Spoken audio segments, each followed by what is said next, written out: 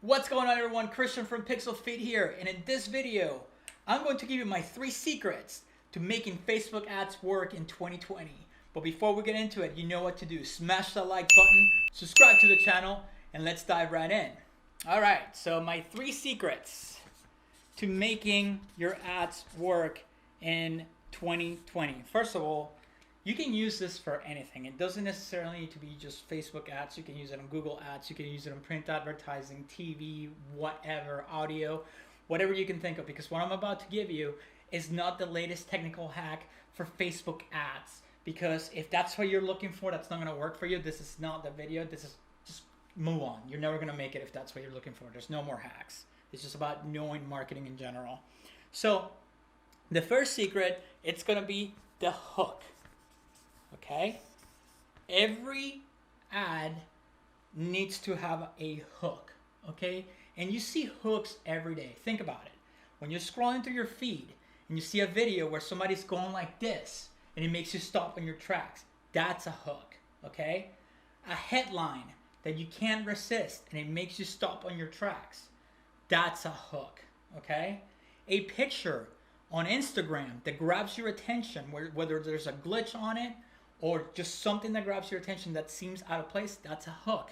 The other day I saw a picture on an ad where somebody was sitting there and they had a circle around their face. That made me stop on my tracks. That's a hook. Get the idea? The hook is designed to grab attention. Think of email subject lines. That's a hook. You see hooks everywhere you go. So think about it.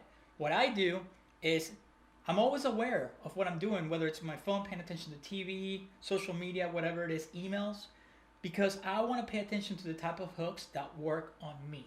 Once you start realizing what works on you as a hook, you can use that or imitate something like it to make it work for your message or for your ads. So that's going to be secret number 1. Okay? What comes after the hook? The next piece to your ad or to your content is going to be the story. Okay? So that's secret number 2. Okay? And there's 2 core parts to the story, right?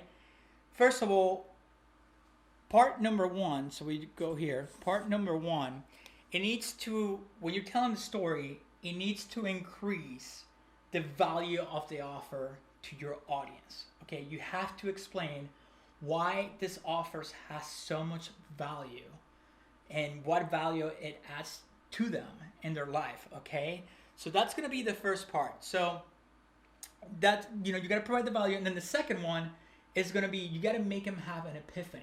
Okay, so what do I mean by epiphany?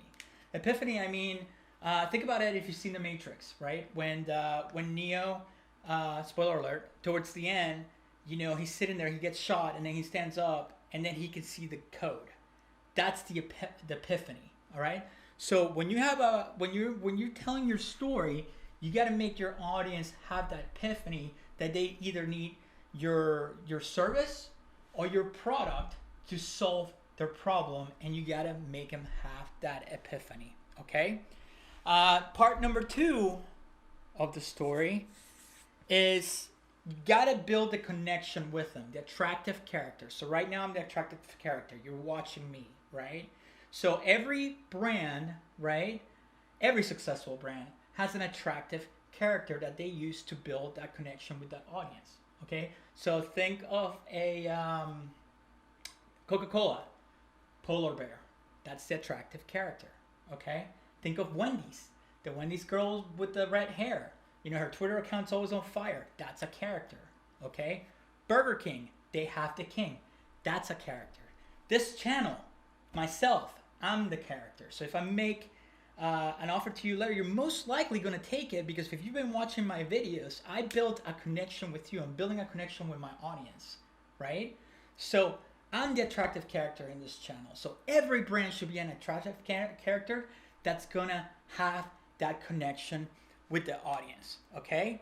And then not only the attractive character, but the other thing that you have to offer is the solution, all right, to their pain that you gave them in the first part after they had the epiphany. So you give them the solution after you give them the epiphany. So once they go, oh, then you go, hey, I have the solution for you.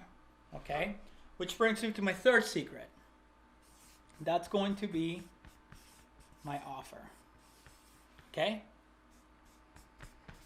and you can present an offer in many, many different ways. Okay, an offer, which is my favorite one, is you can ask for their money. Hey, you know, I got this product, I got this service, here it is. It solves all your promises, it's exactly what you've been looking for. Pay up, sucker. I shouldn't say sucker, but pay up, right?